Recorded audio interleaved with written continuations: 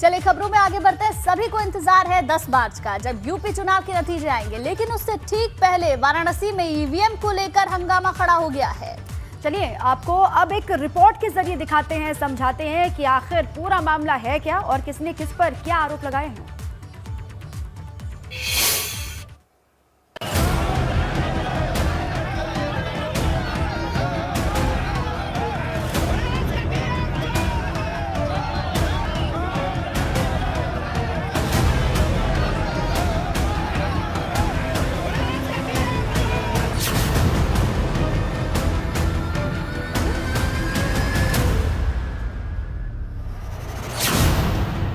काशी में ईवीएम पर बवाल, अखिलेश ने उठाए सुरक्षा पर सवाल।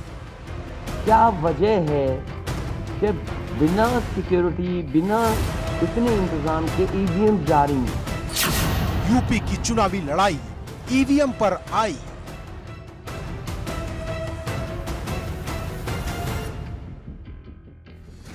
देश के सबसे बड़े सूबे की सबसे बड़ी जंग नतीजों के मुहाने पर खड़ी है, लेकिन उससे पहले काशी से आई इस तस्वीर ने सियासी उबाल ला दिया है, क्योंकि वाराणसी के पहाड़िया मंडी के स्ट्रांग रूम के बाहर एक ट्रक ईवीएम मिलने के बाद समाजवादी पार्टी के कार्यकर्ता सड़कों पर उतर आए। समाजवादी पार्टी का आरोप है कि वाराणसी की दक्षिणी विधानसभा सीट की ईवीएम बदली जा रही थी और ये सब भाजपा के प्रत्याशी को जिताने के लिए किया जा रहा था। एक पिकअप गाड़ी आती है, उसमें ईवीएम मशीन लगा रहता है। मैं उसको रोकता हूँ तो उसने बोलता है कि हम उसको पूछते हैं कि इसमें क्या है, तो बोलता है पुलिस प्रशासन के लिए भोजन लाए हैं। मैं लंबा था, मैं उछल कर देखा तो उसमें ईवीएम मशीन थी। काशी में ईवीएम को लेकर बात उस वक्त और ज्यादा बढ़ गई जब खुद अखिलेश यादव ईवीएम की धांधली को लेकर प्रेस कॉन्फ्रेंस करने चले आए तो प्रशासन के ऊपर हमलों की झड़ी लगा दी। अगर कोई चोरी नहीं थी, प्रशासन ने, सिक्योरिटी ने इतना इंतजाम क्यों नहीं किया? इतनी फोर्स है, अभी इलेक्शन की फोर्स गई नहीं है यूपी से, तो आखिरकार अधिकारी क्यों नहीं कर रहे थे? क्या वजह है कि बिना सिक्योरिटी, बिना इतने इंतजाम के ईवीएम जारी हैं? अखिलेश यादव यही नहीं रुके, उन्होंने यहां तक कह दिया कि प्रशासन भाजपा को जिताने के लिए ईवीएम की हेरा फेरी कर रहा है।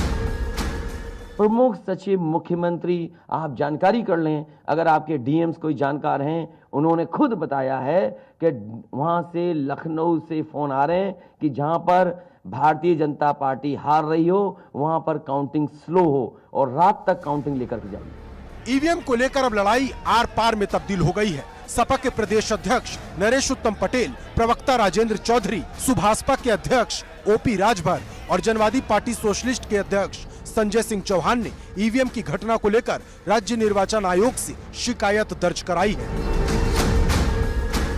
जो मशीनें इधर से उधर की जा रही हैं, हेरा फेरी करने का प्रयास किया जा रहा है और हमारी पार्टी के कार्यकर्ताओं ने, समर्थकों ने, जनता ने मशीनें पकड़ लिया, तो वो मशीनें हटाने का आपको किसने अधिकार दे दिया? चुनाव आयोग की गाइडलाइन से कि कोई भी ईवीएम स्ट्रांग रूम से बिना प्रत्याशी को सूचना दिए आप कहीं नहीं ले जा सकते, चाहे वो खाली हो चाहे कोई भी हो। सरकार ने सत्ता का दुरुपयोग किया है, इलेक्शन कमीशन की गाइडलाइन की अवहेलना की है। यहाँ उत्तर प्रदेश में श्री अखिलेश यादव जी ने बार बार ये मुद्दा उठाया कि वो सत्ता का दुरुपयोग करके लोकतंत्र के ऊपर बहुत बड़ा आघात कर रहे हैं। दूसरी तरफ भाजपा भी पलटवार करते हुए खुलकर मैदान में आ गई है। ये वही हवा है, वही सपा है, जनता जिनसे खफा है, मन बना लिया, करना इनको दफा है। और 10 मार्च को अखिलेश यादव जी कहेंगे ईवीएम बहुत बेवफा है, और 10 मार्च का भी अखिलेश जी ने इंतजार नहीं किया, 8 को ही कहना शुरू कर दिया ईवीएम बेवफा है। जो अलग अलग चैनलों, एजेंसियों के माध्यम से एग्जिट पोल आए, जिसमें भाजपा एक बार फिर से बड़े बहुमत के साथ सत्ता में वापसी कर रही है, उसके बाद उनके गुंडे, उनके अपराधी, उनके तथाकथित गठबंधन कहूँ, हठबंधन करने वाले जो उनके साथी सहयोगी हैं, वो सब बौखलाए हुए और उनके आरोप निश्चित तौर से माहौल को खराब करने की कोशिश है। लेकिन इन सब के बीच कई सवाल हैं और सवालों के बीच काशी के डीएम कौशल राज के जवाब, जिनकी माने तो काउंटिंग से पहले मतगणना के कर्मचारियों की एक कॉलेज में ट्रेनिंग होनी थी, उसी के लिए ये ईवीएम ले जाई जा रही थी। गाइडलाइन का जो पालन होता है वो पोल्ड ईवीएम के लिए होता है। पोल्ड ईवीएम के लिए गाइडलाइन के पालन कल सारे कराए गए थे, जीपीएस ट्रैकिंग वगैरह सारी की गई थी। आज जो मशीनें निकाली गई हैं उसमें अगर गाइडलाइन का कोई भी उल्लंघन हुआ होगा तो उसकी जांच के लिए हमने एक सीनियर मजिस्ट्रेट को नामित कर दिया है। वो सारे आरओ हैंडबुक से गाइडलाइन चेक कर रहे हैं। अगर ऐसा हुआ होगा तो प्रशिक्षण के लिए जो भी ईवीएम निकालने के लिए रिस्पॉन्सिबल है, जिनको सब चीज़ों को बताना चाहिए था कैंडिडेट्स को, अगर ये पालन नहीं हुआ तो डेफिनेटली उनकी कार्रवाई होगी। लेकिन समाजवादी पार्टी काशी के डीएम के इस जवाब से संतुष्ट नजर नहीं आ रही। अब बड़ा सवाल ये है कि क्या ईवीएम की ये बात इतने भर से खत्म हो जाएगी या दूर तलक जाएगी, क्योंकि ये सवाल ऐसे वक्त में खड़े हुए हैं जब एक दिन बाद वोटों की गिनती होनी है। वाराणसी से नीतीश कुमार पांडे के साथ ब्यूरो रिपोर्ट, एबीपी गंगा।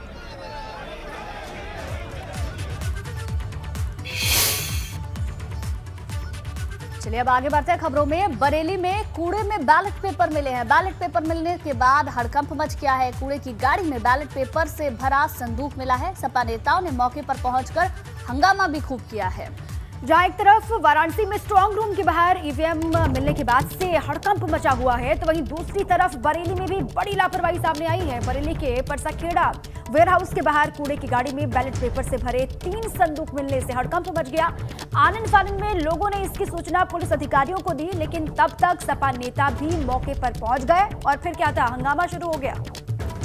कूड़े की गाड़ी में बैलेट पेपर से भरे संदूक मिलने की खबर पाते ही सपा जिलाध्यक्ष शिवचरण कश्यप, महानगर अध्यक्ष शमीम खान सुल्तानी, भोजपुरी पुरा से प्रत्याशी शहजल इस्लाम समेत बड़ी संख्या में सपा नेता और उनके समर्थक पहुंच गए और भाजपा पर चुनाव में धांधली के आरोप लगाते हुए हंगामा शुरू कर दिया, जिसके बाद मौके पर पहुंचे आला अधिकारियों ने मामले को शांत कराया।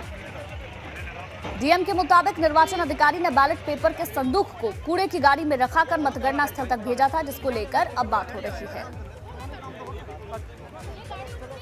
हमारे कार्यकर्ताओं ने एक गाड़ी रोकी जो नगर पालिका बहेड़ी की कूड़े की गाड़ी है। उस कूड़े की गाड़ी में 3 बॉक्स रखे हुए थे, संदूक जिसे बोलते हैं, और उसमें जो सामग्री थी वो रोके जब, तो ये गाड़ी लेकर भागने लगे। उसके बाद रोकी, तब इन लोगों ने चेक किया तो उसमें 3 बॉक्स थे।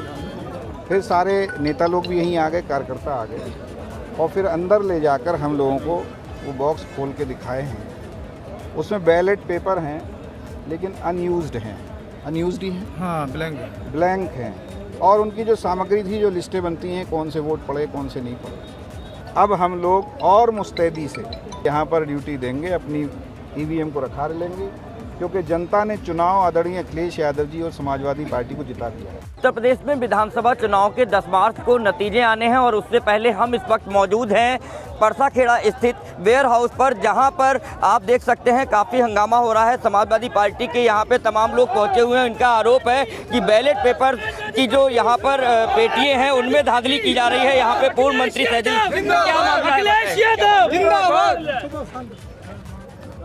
पूरे प्रदेश के अंदर एक ऐसा माहौल भारतीय जनता पार्टी के सरकार ने, प्रशासन ने बना दिया है। यहाँ पर कूड़े की ढेर के अंदर ballot paper, postal ballot paper बरामद हो रहे हैं। गाड़ी की परमिशन भी नहीं है।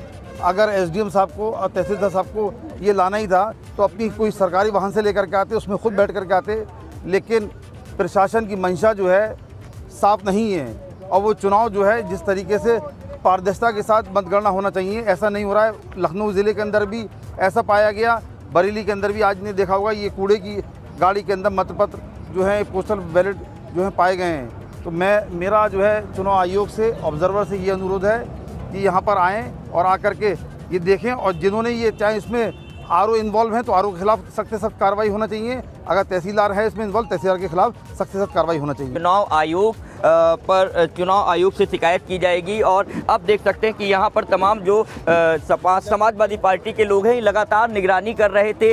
मैं दिखाना चाहूँगा कि ये देखिए, ये वो संदूक है, ये देखिए, ये पूर्व मंत्री शहजील इस्लाम इन संदूकों को देख रहे हैं। इधर देखिए, ये देखिए, एक सेकंड पीछे हटिएगा, ये 118 बहेड़ी, ये देखिए साफ साफ लिखा हुआ है। इसमें बैलेट पेपर बताए जा रहे हैं, बैलेट पेपर हैं। कैमरामैन नवल सिन्हा के साथ अनूप कुमार मिश्रा, ABP गंगा, बरेली। ऐसा था, वो गलती कर दी आरओ ने, थोड़ी मिस्टेक कि भरमबस जो है वो कुछ इलेक्शन से संबंधित स्टेशनरी और खाली बाग सुला रही थी।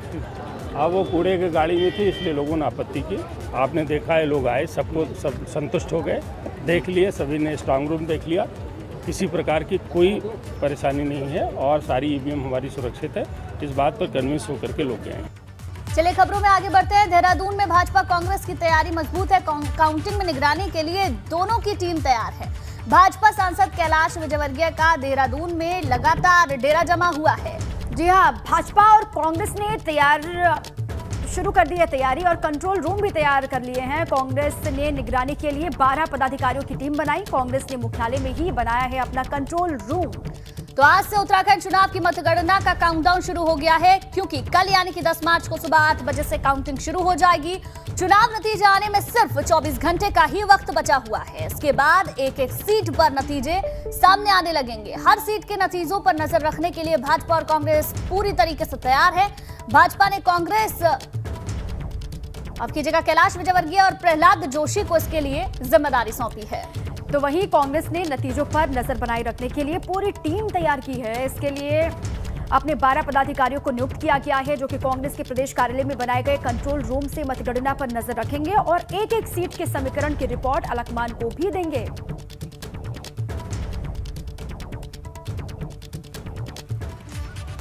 मतगणना की देहरादून में सभी तैयारियां लगभग पूरी कर ली गई हैं। महाराणा प्रताप स्पोर्ट्स कॉलेज में काउंटिंग होनी है और दून के जिला निर्वाचन अधिकारी का क्या कुछ कहना है काउंटिंग से पहले, क्या उनका रिएक्शन है, सुनवाते हैं। सुरक्षा व्यवस्था के दृष्टिकोण से 3 लेयर सिक्योरिटी है, जिसमें पहले, प्रथम और द्वितीय लेयर जो है वो पुलिस पर्सनल द्वारा गार्डन है और जो स्ट्रांग रूम है वहाँ पे CPF है, पुलिस की एक प्लाटून है और जो बाहर आउटर कॉरिडोर है उसमें पुलिस पर्सनल हैं 2 SI और बाकी 6 पुलिसकर्मी इसके अलावा हैं। लगभग 350 मीडिया पर्सनल रहेंगे और उनके लिए हम लोगों ने अलग से मॉनिटर्स वगैरह भी लगाए हैं ताकि वो इंफॉर्मेशन से रूबरू होते रहें। और जो हमारे काउंटिंग बिल्डिंग्स हैं उनके बाहर हमने स्क्रीन्स लगाए हैं और स्क्रीन से भी जो अंदर जो काउंटिंग वाली एक्टिविटी है उसका एक ब्रॉड आइडिया मिल जाए।